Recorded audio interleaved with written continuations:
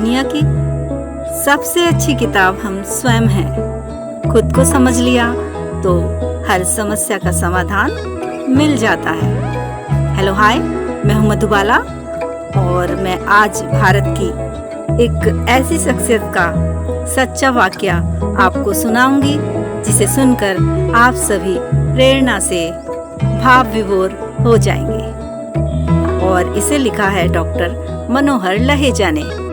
94 साल के एक बूढ़े व्यक्ति को मकान मालिक ने किराया न दे पाने पर किराए के मकान से निकाल दिया।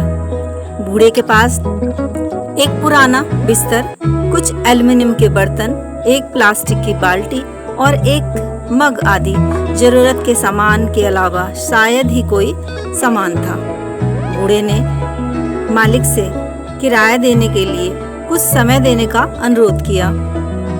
पड़ोसियों को भी बूढ़े आदमी पर दया आई और उन्होंने मकान मालिक को किराए का भुगतान करने के लिए कुछ समय देने के लिए मना लिया।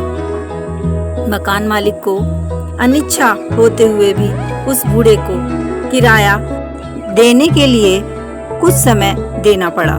बूढ़ा अपना सामान अंदर ले गया। रास्ते में गुजर रहे एक पत्रकार ने रुककर यह सारा नजारा देखा। उसने सोचा यह मामला उसके समाचार पत्र में प्रकाशित करने के लिए बहुत उपयोगी होगा। उसने एक शीर्षक भी सोच लिया, क्रूर मकान मालिक बूढ़े को पैसे के लिए किराए के घर से बाहर निकाल देता है। फिर पत्रकार ने किराएदार, बूढ़े व किराए के घर की कुछ तस्वीरें भी ले ली। फिर पत्रकार ने जाकर अपने प्रेस मालिक को इस घटना के बारे में बताया। प्रेस के मालिक ने तस्वीरों को देखा और हैरान रह गया। उन्होंने पत्रकार से पूछा कि क्या वह उस बूढ़े आदमी को जानता है? पत्रकार ने कहा नहीं। अगले दिन अखबार के पहले पन्ने पर बड़ी खबर छपी थी। शीर्षक था, भारत के पूर्व प्रधानमंत्री गुलजारीलाल नंदा एक दयनीय जीवन जी रहे हैं। खबर में आगे लिखा था कि कैसे पूर्व प्रधानमंत्री किराया नहीं दे पा रहे थे और कैसे उन्हें घर से बाहर निकाल दिया गया था। उस पर एक टिप्पणी भी लिखी थी कि कैसे आजकल फ्रेशर भी खूब पैसा कमा लेते हैं, जबकि एक व्यक्ति जो 2 बार पूर्व प्रधानमंत्री रह चुका था और लंबे समय तक केंद्रीय मंत्री भी रहा था, उसके पास अपना खुद का घर भी नहीं है।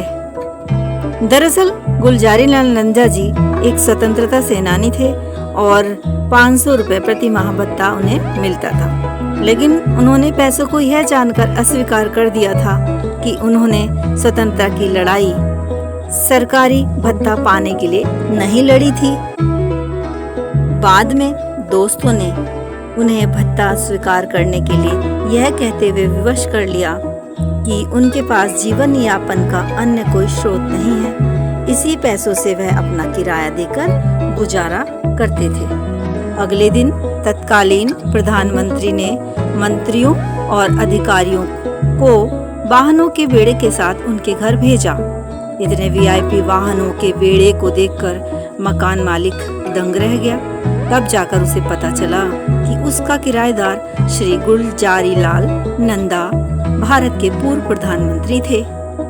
मकान मालिक अपने दुर्व्यवहार के लिए तुरंत गुलजारीलाल नंदा जी के चरणों में झुक गया।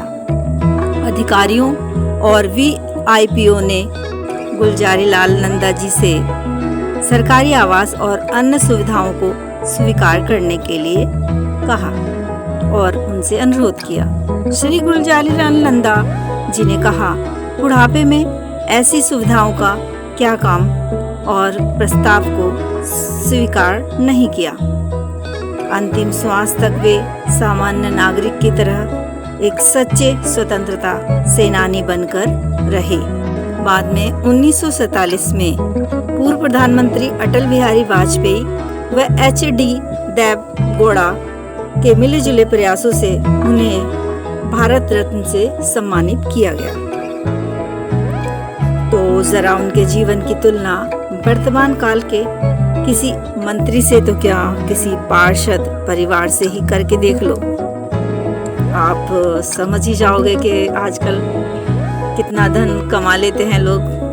और वहीं ये हमारे पूर्व प्रधानमंत्री श्री गुलजारी लाल नंदा जी आजकल के यूथ के लिए कितना बड़ा प्रेरणा का स्रोत है। तो दोस्तों, आने वाली 4 जुलाई को श्री गुलजारी लाल नंदा जी की पुण्यतिथि है और मेरा श्री गुलजारी लाल नंदा जी को सत सत नमन।